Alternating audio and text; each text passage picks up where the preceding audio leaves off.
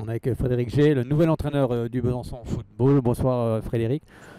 Comment sont noués les contacts justement pour que vous soyez le nouvel entraîneur du Besançon Football?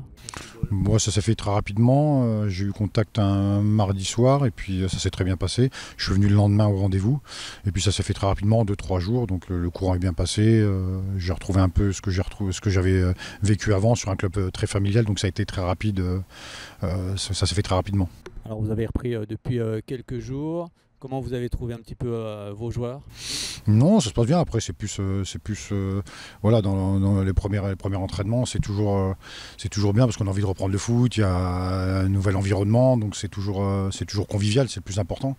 Et puis voilà, on est en pleine préparation aujourd'hui, donc il y a encore un petit peu de fatigue, mais ça se passe très très bien. Il y a déjà 3 joueurs qui sont arrivés au Besançon Football. Une petite question sur le recrutement, justement, est-ce qu'il est terminé, est-ce qu'il va continuer? Non, il va continuer, il n'y a pas 3 joueurs, il y a plus que ça, il y a 6 ou 7 joueurs. Donc ouais, il va continuer, voilà, mais on ne fera pas n'importe quoi parce qu'on n'a pas une grosse marge de manœuvre. Donc il ne faut pas qu'on se trompe.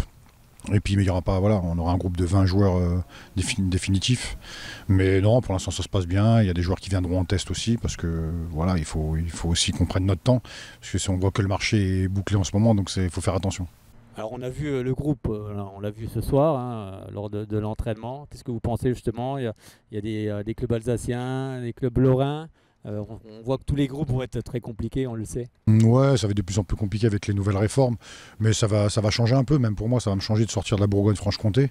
Donc je connais déjà une ou deux équipes parce qu'on avait déjà joué là-bas, donc c'est un championnat qui va être difficile je pense, mais plus on avance dans le temps, on sait très bien qu'avec une nouvelle réforme ça va être de plus en plus compliqué, mais c'est une nouvelle aventure en fait, puisqu'on ne se connaît pas, donc c'est d'autant plus plaisant.